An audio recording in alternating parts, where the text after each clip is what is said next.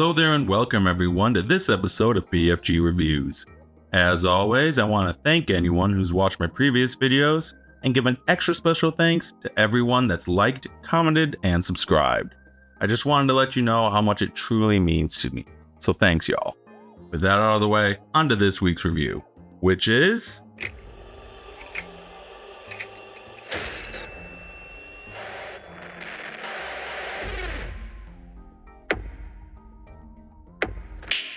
Whatever this is, Cap, be careful. You may be Captain America, but you're not Steve Rogers. You're right. I'm not.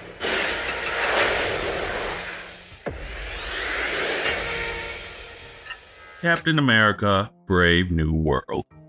Directed by Julius Ona and starring Anthony Mackie, Harrison Ford, Danny Ramirez, Shira Haas, Giancarlo Esposito, Carl Lumley, and Tim Blake Nelson makes his MCU return after only 17 years. Good God, am I old. Anyway, this film follows Sam Wilson's Captain America as he finds himself at the center of an ongoing international incident surrounding the newly formed Celestial Islands. With his friend's freedom on the line and a potential resource war on the horizon, Sam must fight to keep the peace and discover the true leader behind this nefarious global plot. Right off the bat, I want to say I liked this film. While I pretty much knew what was going to happen thanks to the trailers, Brave New World still managed to build some actual intrigue and decent suspense. It has its obvious issues, but overall, I thought this was an enjoyable action thriller. Also, I'm gonna say spoiler warning from here on out. I won't be going into every detail, but like I said, if you've seen the trailers, you can probably guess the plot of this film, so I don't really see the point in containing myself.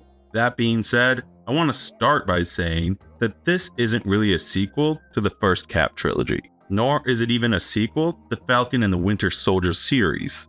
In all honesty, Brave New World is an Incredible Hulk sequel. Not that there's anything wrong with that. And contrary to popular opinion, The Incredible Hulk is actually one of my favorite MCU films. So I'm glad we get to see these characters again, even if none of them really look the same. The only issue for me with this being more of a Hulk sequel is that, unfortunately, Sam Wilson winds up being one of the least developed characters in his own film. I don't know why, but it seems like the filmmakers just forgot to give Sam an arc or any real internal conflict. At best, we just get more of his imposter syndrome that we already saw in Falcon and the Winter Soldier. Even though he's not given much, Anthony Mackie still nails it as Sam Wilson / Captain America. Mackie's Cap just has this empathy about him, and you can tell all he wants to do is help.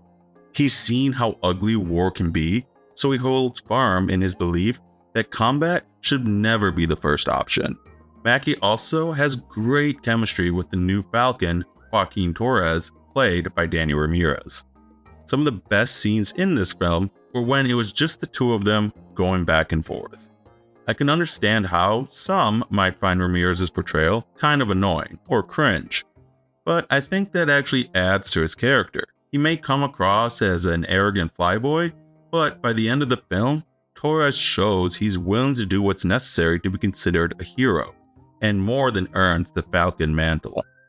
Again, while the title would have you believe that this is a Captain America film, in my opinion, it's Ford's Thaddeus Ross that gets the most interesting character development. We're told multiple times by Ross and others that he's trying to change, to be less Warhawk Thunderbolt Ross and more diplomat President Ross. But it's hard to tell if he's actually trying to change or if he just wants to change his public perception for ulterior motives. And the film keeps you guessing even after the credits roll. And while I thought Harrison Ford did an excellent job as President Ross, it still felt like such stunt casting that it was difficult to fully connect to the character, which leads us to the true villain of this film, Samuel Stearns, aka the leader. Let's talk about the elephant in the room, his design. Yeah, it looks nothing like the leaked promo art, which took direct inspiration from the comics. It actually looks more like the villain from Invincible Season 2, with his mutated brain growing beyond his skull. And I actually don't have a problem with the design itself. It's more the execution, or lack thereof, of the design. It clearly was not finished, as he looked a little different scene to scene. It's why I think they kept him mostly in shadows, even after his reveal. But beyond the design, Tim Blake Nelson was fine as the leader. I wish they leaned more into his more calculating nature, but he was still serviceable. I want to take a moment and discuss the leader's plan, because ever since leaving the theater, I still can't decide if it was a brilliant plan or he just shot himself in the foot. Major spoilers for the next couple minutes, but basically, then General Ross pinned the events of the Incredible Hulk on Samuel Stearns. Then, Ross essentially promised him if he used his new gamma-powered superbrain to help him get elected president, then he'd grant Stearns a full pardon. But once Ross eventually did become president and showed no intention of granting said pardon, Stearns decided to put his plan in action.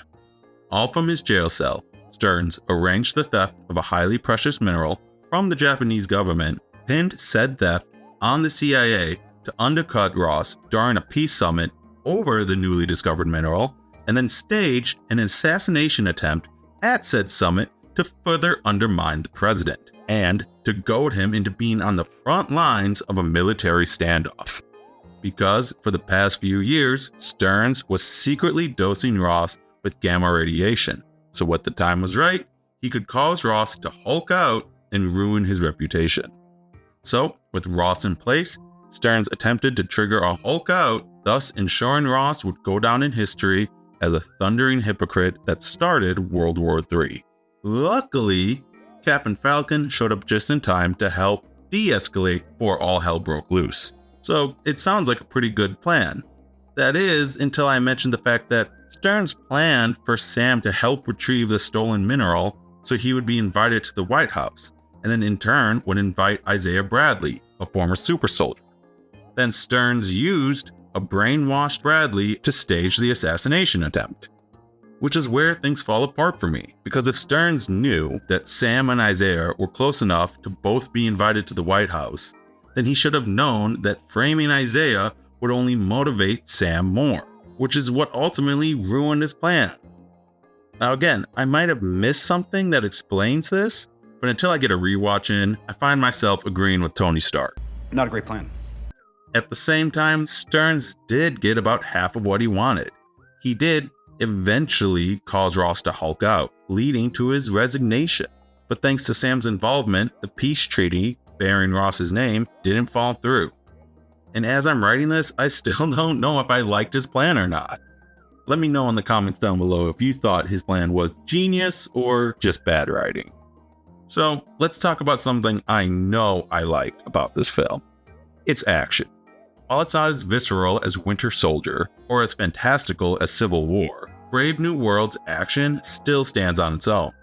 Because of the nature of Sam Wilson's powers, we're able to see Cap in way more varied action scenarios. Sam fighting in the air is vastly different from Sam fighting on the ground. And even on the ground, how Sam fights heavily depends on what gear he has.